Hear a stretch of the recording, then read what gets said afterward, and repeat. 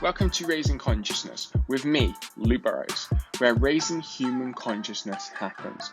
On this show, I'm joined by guests to cover a range of topics and have conversations that will raise human consciousness for current and future generations. Now, let's dive into today's show. Welcome back to Raising Conscious. Today I'm joined by Robin. Robin, thank you so much for being here in your lovely studio. It's my pleasure. Thank you for making the effort to come out here because it's difficult to find as well. No worries. That Google Maps thing you said was helpful. For those who don't know who you are, it'd be great in like 3 minutes to hear who is Robin, and then dive into the conversation all about money mindset, I believe. So yeah, absolutely. So to give a bit of context, a bit of background. So I've been running businesses now for close to 22 years. The first 4 years of that was as a systems analyst for a medical devices company, which is pretty intense. I learned an awful lot about how to run a business, but also a lot about how not to run a business. Because whilst the director of that company was very innovative around products, he was actually terrible at running a business and just spent way too much money. But that said, I did manage to, through the work which I did on the production side of the systems, managed to grow the business from about £800,000 turnover to 1.5 million by the time I left. Then I transitioned into setting up my first, I guess you call it, proper business of my own. So that was a marketing agency. We ran that for 12 years. We had about 250 clients, managed to grow it to just shy of £250,000 turnover with a team of 4 between 2004 and 2016. And then in 2016, I had, I suppose you could probably call it a breakdown, and just realized, I had my first daughter was here. My second daughter was about to arrive. I had a lot of clients. It felt like I had 250 bosses at the time, clamoring for my attention, and really just wanted a bit of a quieter life. So I ended up selling the agency and transitioned into the coaching because thankfully a lot of people saw what we'd done with the Coconut Group when I was running it, and they were very inspired. And so I got approached by a lot of other agencies and similar sized businesses who were like, well, if you could do that for your business, could you help us do that for our business? So I set up Fearless Business in 2016 after about 3 months off. You can see the sign over. And then I really haven't looked back. So now we focus very heavily on working with other coaches, consultants, creative agencies, work with all sorts of businesses as well. And you see us working in our niches and say, oh, could you do that for our business? So we have medical aesthetics clients. I work with accountants, all sorts of service client businesses.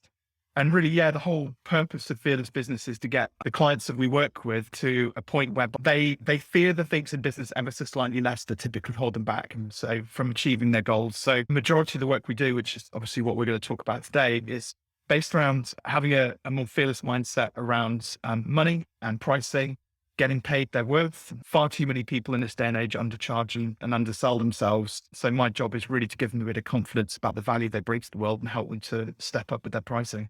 Amazing. And what does Fearless Business mean for you? For me, so the reason I came up with the brand in the first place was it's not about being reckless. It's really important to delineate between being fearless and being reckless. So being reckless in business would be essentially taking gambles, with the business, making big investments without really thinking things through and not seeing sort of the second and third order consequence of making those decisions.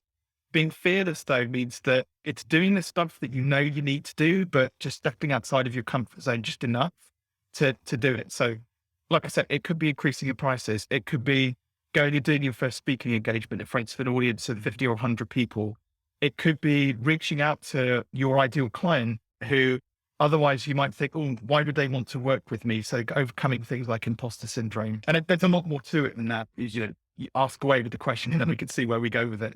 Of course. I mean, one of the things that first comes to mind for me is when you say about raising your prices, when you are just getting started, So obviously they don't want to, well, let us get your thoughts on this. Like is there a balance between like just getting started and, kind of charging a fair price for when you are at in your own business journey, maybe being in business for 5, 10 years or whatever it is, and now increase, like, does that make sense? Like the balance between like just getting started and charging, what somebody is 5 years in. Yeah, but you could be just getting started in industry. And I think there's a difference here between business and then other professions. If you compare a business owner to somebody like a surgeon or a doctor, when you go and have brain surgery, you probably do want to have a more experienced doctor who's maybe done a few, been through surgery a few times and that's the operation, right?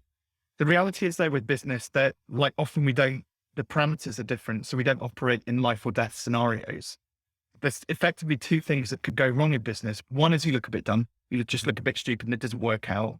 The second, and that's really not that bad. There's always ways to mitigate that. The second thing is you might lose a bit of money. And a lot of people, when they're just starting out, they kind of see other people and they see the highlight reel of other people on social media and things like that. And they, for some reason, don't believe that they can solve meaningful problems for their clients. Now, I spent 12 years running a marketing agency. I look at what some of the graduates coming through now and apprentices coming through now can do with social media. And I'm blown away by the results which they get on, modern day social, channels like TikTok and doing Instagram reels and, all of the other sort of more traditional social media channels and things like that. Things that I don't have the time or energy to want to, or desire to want to go in and learn about all of the different ins and outs of those platforms now. But you've got people these days who are so much more advanced than me, despite the fact I've been in marketing for 20 plus years, right? So people shouldn't underestimate their superpower. The key thing is that they get very focused on what is the solution which they're providing for their client. More to the point, what is the remarkable outcome or result which they're delivering for that client? Okay. And if they can do that better than somebody who's been in that game for 5 years, they deserve to get paid their worth for it. Absolutely. I mean, I think like one of the things that's sometimes for me is with one of the professions you help with, like coaches. It's quite of a, I don't know if you've kind of seen this on like maybe on social. It's quite easy for anyone to maybe like brand themselves as a coach, or like it's quite of a overpopulated market. I don't know if you would agree with that. And there's maybe like this thing of people who are in their 20s, like branding themselves as like life coaches or something, and then charging X amount. I would love to kind of get your thoughts back with your experience and just how you see that. Yeah, how you see that really. Yeah, it's a bit of a controversial subject, and I have very strong views on this because the key word I want people to remember here is congruency. So yeah, a 21-year-old life coach, a fat fitness professional, there's examples where you can see that there is some incongruency there. But again, if they're able to inspire people and there shouldn't be a problem with that, provided they're congruent and they're also leading that life. There's nothing wrong with there being a 21-year-old life coach who is only 2 or 3 steps ahead of their peers who they're actually coaching. Because if they're able to inspire them to create a transformation in their life, then I don't see anything wrong with that. Where it becomes incongruent is if they're not living a life true to what it is that they're teaching other people. Okay. So if that, overweight fitness professional isn't waking up every morning and going to the gym and leading their best life, you could argue that's incongruent. Who are they? And I don't see controversial. There'll probably be some comments back about, it's like, but at the end of the day, it would be like, I don't know, a brain surgeon living a life that isn't necessarily congruent with having a healthy brain, for example. It just doesn't make sense. No. Yeah, no, it's almost like kind of what I'm hearing is like being those 2 or 3 steps ahead of the people you're helping, where sometimes in our minds, we feel like we need to be the total Robins of our industry. Obviously that's on kind of with that personal growth background or, that top person in our industry, when actually we don't. We just need to, as you're saying, like inspire those people who are maybe those 1 or 2 steps behind. Yeah, absolutely. And don't forget, like Tony Robbins had to start from somewhere. He's been in the game for like 30 plus years. Fantastically inspirational guy. I don't often agree with a lot of what Tony Robbins like talks about or portrays. However, I've got a massive respect for what he's done from a business perspective and how he's inspired so many people. Because sometimes it's the start of the journey is the most important part of it. So if you've got someone like Tony Robbins who's there inspiring people to get started, I'm all down with that. Some of the other stuff I'm not so happy with. But I think you also, alongside the congruency, have to look at motivation. Like what motivates people to want to, in the coaching space, especially start out life as a coach in the first place. For me, it was never about the money. Okay. And I know that sounds slightly contradictory to my whole sort of ethos around pricing money mindset, but I know that when I work with clients, I get paid. Like money is a byproduct of a job well done. My clients do well, I get paid. And that's much, much more important. I see a lot of coaches who start up and see, especially in this whole sort of celebrity culture of Instagram and TikTok and stuff like that, they see it as a quick win to make money. And that for me is like 100% wrong. Okay. Yeah. The motivation should always be around, you've got the 4 pillars of life: health, wealth, happiness, and fun. or relationships. Sorry, got those in the wrong order. I didn't have to edit that bit out. No, health, wealth, happiness, and relationships. Wealth is important, but equally the other pillars are tantamount to that as well. Relationships as well isn't just about love and like finding a life partner. It's about, for me, it's about the relationships which you form with other human beings, you know, in your business, following a vocation. And like I said, if you forge strong relationships, the money is a natural byproduct of doing that well and being able to help people. Yeah, absolutely. I think one of the challenges, I don't know if you would agree or more in this space now, around like people raising their prices, is their relationship with money. Is that something like your work is like diving into the business owner's relationship with money, like where that's come from and exploring that? Yeah, absolutely. So where is the biggest influence in most people's lives, you know, around those four pillars? So health, wealth, happiness, and relationships. It's their parents. So, you know, and I'm not qualified to, so I don't have any certifications around sort of things like NLP and hypnotherapy and stuff like that. But it's something I'm very enthusiastic about. So, you know, I don't want to delve too much into the psychology behind, like, you know, the baggage that people bring through from their sort of childhood. But what is quite common is, and we've all heard it before, is money doesn't grow on trees. Oh, look at that Range Rover, isn't that grotesque? And this is inherited language from my parents. You can't have those new trainers because we can't afford it. We can't go on holiday this year because it's too expensive, et cetera, et cetera, et cetera. So everything, you know, a lot of people's household arguments when they're a child, and certainly I'm speaking from experience here because this is what my life as a child was like. Everything came back to money. All of the arguments in our household came back to money. And so I tell this as a story, and you can see everybody in the audience will be nodding along as I tell the story in front of a live audience and with my clients. So we have 99% of us aren't born with that silver spoon in our mouth, unfortunately. The challenge is though, if you then take that scarcity mindset, and this is where we start to move into the coaching sort of side of things now, scarcity mindset versus abundant mindset, you get to choose which one of those you want to believe, the patterns you want to, and the habits you want to follow. If you start to revert back to scarcity mindset, it's like yellow card syndrome, right? So you're going to hate me for this, and probably everybody listening to this will hate me for this, right? Next time, well, when you go out in your car now, if I tell you, like, you won't notice any of the colors of any cars around you, probably on the drive here. But now that I told you to focus on the yellow cars, all you're going to notice is all of the yellow cars on the road. Okay. And there's more than you think, believe it or not. And I play a game with my children as well. We play a game when we go on long journeys called Yellow Car, and you get a point if the first person to spot the yellow car gets a point. How this is relevant to business and how this is relevant to individuals around scarcity mindset is that if all you're focused on is scarcity, lack, what's going to show up? What are you going to see more of? Lack and scarcity. And, you know, that's like a very narrow 1 degree of focus. Whereas actually abundance is about seeing the 359 degrees of opportunity around you. And, you know, what tends to happen when people are so narrowly focused on scarcity and lack is fear starts to creep in. And what that fear how that fear shows up is that people know they've got to go and do podcast interviews. They know they've got to write that book. They know they've got to step up and do their 60-second pitch at a networking event. They know they've got to do all of these things for their business. But that fear and scarcity of like, there's a fear of risk. What if it doesn't work out?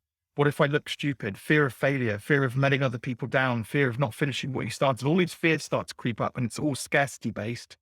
Whereas actually, if you're just open and abundant and you just do the thing, you know, worst case, like, you know, worse all, but best case scenario is it has the positive impact that you were trying to create.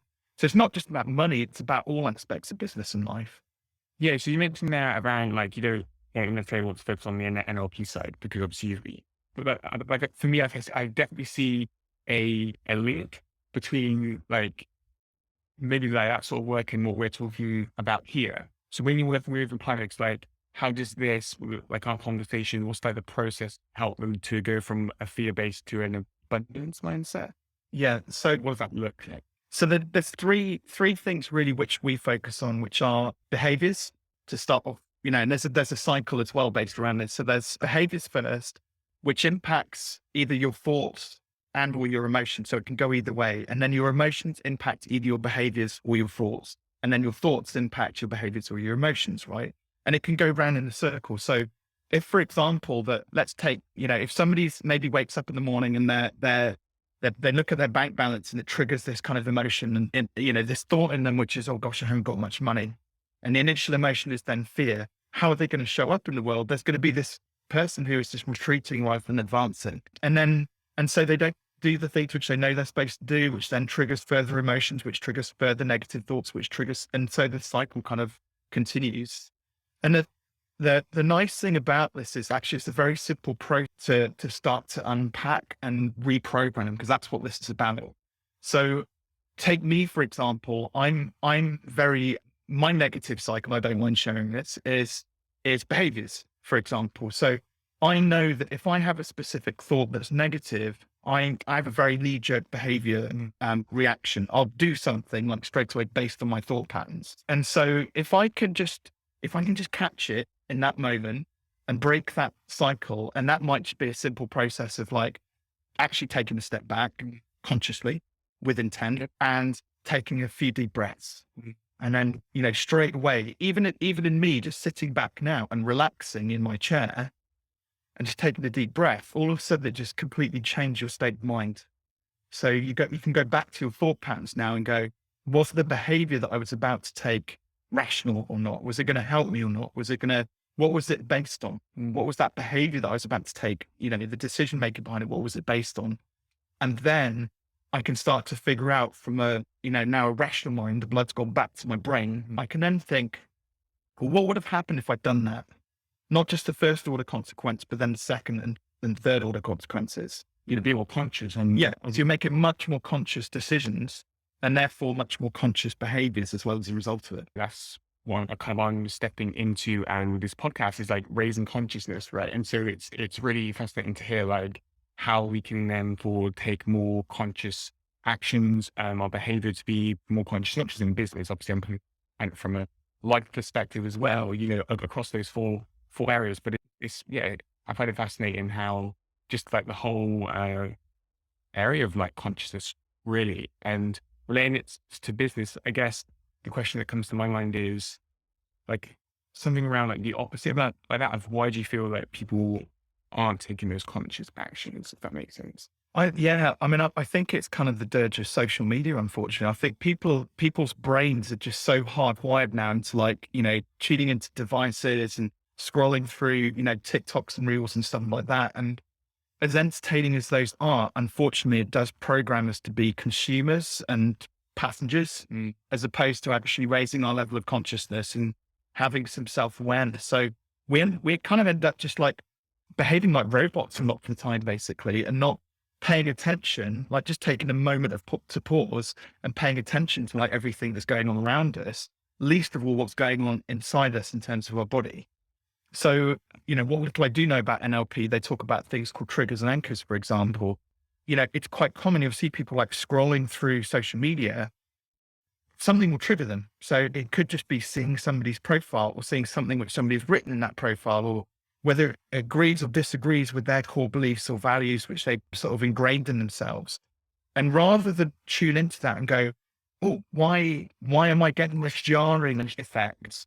They react to it on autopilot because they see everybody else on social media reacting to it, and they get caught up in this whole, trolling culture, and they feel they have to respond to it. And it's like, actually, you don't have to respond to any of it, because what that person said is like, completely outside of your control, isn't it? Then they didn't do it to elicit feedback directly from you. They didn't do it specifically to piss you off or anything like that.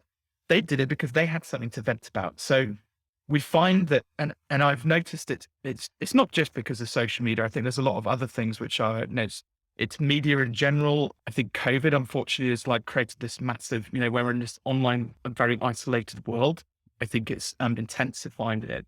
But you've got to just, you've got to tune in when you feel that jarring thing, like you said, tune into it and go, why do I feel like that? Is this relevant to me? Is this thing that's out of my control actually aimed directly at me?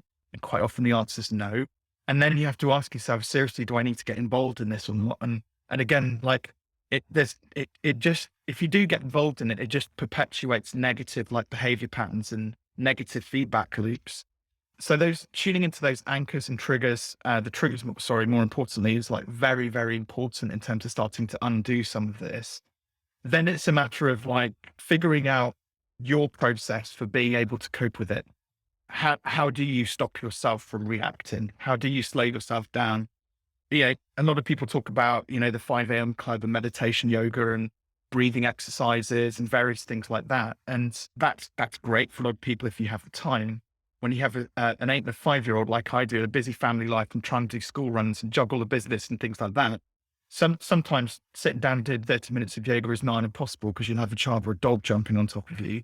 But you can take like 30 seconds just to ground yourself and do some breathing exercises and just reset your brain and just tune out from somebody else's story. So for me, like, it's fascinating how these sorts of things also help with business. I feel like maybe I'm still quite young, so, I haven't necessarily been in business or wherever it is for a while, but sometimes there's like, we see a separation ultimately between life and business, and just want to get your thoughts on that. Because for me, I just kind of see it as one, and that actually things like deep breathing, if you're in a stressful meeting or call or whatever the situation, it can help. So yeah, just like wanted to speak to that. Yeah, I have some quite strong views on this. So I'm going to try and be as diplomatic as I can. There's a lot of bullshit, I'll be honest, around the whole work-life balance thing. Like at the end of the day, work can be a means to an end and it can be very destructive. What I believe in more so is around life balance. Because generally speaking, if your life is out of balance, it's going to show up, whether that's at home with your family, it's going to show up whether you're at work, it's going to show up with your friends, the activities which you do and things like that. And so, I think there is this, it goes into that, again, what we were talking about before, that robotic culture of I must work and bury myself in work. And you can use work as a bit of a crutch to run away from other areas of your life you're working out maybe so well, whether it be money, relationships, or whatever it might be. And so, again, it's tuning into that and trying to figure out like what life balance am I searching for here? How can I lead a calmer, more peaceful life where I'm forging like more, deeper connections with my friends, with my family and myself as well, not forgetting the most important person in the room. And I don't mean that egotistically looking at Robin here. I mean, it's the royals. Yeah, it's the royals. So taking time out to, I've got a couple of days off planned over the next months, and I've already gone and booked myself to go down to the Wave at Bristol to do some surfing because I know that fills me up. It fills me with joy. I have a lot of fun when I'm doing it. It re-energizes me. And so when I then come back to my desk, yes, I have emails and yes, I'm going to have social media posts to reply to. Yes, I'll have other stuff that will have built up during that time, but I'll be in a better place mindset wise and physically to be able to deal with those and give my, playing my best game. Absolutely. In the time we have left, there was one question that I wanted to ask, a little bit different to what we've spoken about, but I think like sometimes, well, I suppose it could be linked to the conscious behavior in business. Like I see how I have experienced this myself, how sometimes it's about just being busy for the sake of being busy. So what kind of tips or advice would you give someone to re-identify those activities, those business tasks that really move the needle in their business? Yeah, I mean, again, it's there's this whole sort of hustle and grind mentality, which is kind of I'm not shy of like hard work. I've worked, I've been in business for 20 plus years. There's been times when I've pulled all nighters. I've been renovating cottage for 4 years at the same time as running my businesses. And sometimes you have to knuckle down and just do the work. Equally, if you aren't just showing up to work every day and just scrolling through your emails and getting to the end of the day and scratching your head thinking, what have I actually done with today? I think there's a difference between like working hard and working smart, isn't there? That's the massive cliche. But ultimately, like if answering those emails hasn't, in business especially, if answering those emails hasn't led to getting yourself on a podcast, if it hasn't led to a prospective client booking a call with you, if it hasn't led to a book being shipped out the door, if it hasn't led to something actually productive that is going to move your life and your business forward, what's the point? Yeah, very true. Awesome. So Robin, I'm a bit conscious of time, but do you have any like final thoughts, words of wisdom that you would like to share to help our audience move forward? Yeah, I think one of the things I've learned over my years in business, and it's linked to the question you just asked me as well, is that the whole 4-hour work week thing again is bullshit. But there's a balance to be had between creating a job for yourself and working 40, 50, 60 hours a week and the 4-hour work week. And I think it's a matter of just slowing things down a little bit. You know, there's a word which has been really like intensified during COVID, and it's scaling. Like there's this whole scaling culture around, especially around coaching practices. And the reality is, like, just sit back and ask yourself, do you really want to scale your business? Actually, a lifestyle business might be better for you. Like I've certainly found that I've been through various stages where I've wanted to like grow and scale and hustle and grind and work, you know, push and everything else. And I just ended up burnt out and it's been unproductive. And, you know, it might be that I go back to that and have another go at it. But like, take, for example, right now, I'm happy, like more than happy having a 6-figure coaching practice. My house is just over there, you know, 20-meter commute, you know, to my house, fill up my coffee. And then when the weather's better, I can go and sit out the back, you know, with a beer overlooking that amazing view. Why would I choose being busy and having VAs to manage and all these, you know, big team and loads of, you know, I've got that. Yeah. Why would you not want to enjoy that? And I think that's something that a lot of people forget. They get caught up in somebody else's story, which is scale and growth, hustle mentality, working all the time. It's actually not very healthy. Yeah. And I love that. I feel like that's something that, going back to the social media thing, is that we see these kind of big players and, you know, we kind of have all this stuff and like this lifestyle and we kind of question, oh, like I want that. But it's interesting, like most episodes I talk about comes back to like values, you know, and actually is that actually what I desire or is that, you know, I'm taking on somebody else's dream maybe, you know? So just creating and having a PowerPoint, you feel like values are.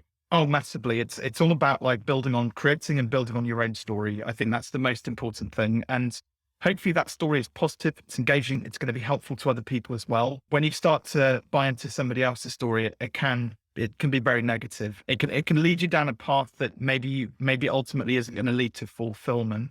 And you can still grow £1 million a year business or whatever your dream goals are. But ultimately, if you're not enjoying the process, what I've found is if you design a business and you can enjoy the process in terms of achieving that goal, generally speaking, it's much more fun, much more enjoyable. It's much less pressure. And the best part about it is when people see you have that much fun, they also want to come along for the ride as well. Yeah. You're talking often about like community. I feel like it can also build that as well because people can kind of see you. Amazing. Robin, where can people find you online if they want to learn more about Fearless Business? Obviously it's on your t-shirt. Yeah. Like where do they go? Yeah, absolutely. So fearless.biz, we've got a few resources on there for business owners and for people to get stuck into. My books are on Amazon, so we should have a copy here to wave at the camera. But Take Your Shot is the latest book, which is actually told as a story, like a parable. Yeah. It's all about the emotions around one particular business owner and his journey. So definitely recommend going to grab hold of a copy of Take Your Shot on Amazon. And that helps with my beer kitty as well. So, and then there's also, if people do want to sort of follow up on this conversation with me, you know, if you get the book, leave a review. I'll always have a 30-minute chat with you just to see, you know, where you might need some help with your business, your life or whatever. Amazing. Robin, thank you so much for joining me. My pleasure. Thank you. And for more after today's show, be sure to head on over to raisingconsciousness.show to get all of the show notes, transcriptions, videos for each episode, and a hell of a lot more. And if you got value from this episode, found it insightful, or learned a thing or two, please leave a review where you can let everyone know that this show is worth checking out. I appreciate you so much. You'll be hearing from me in the next episode.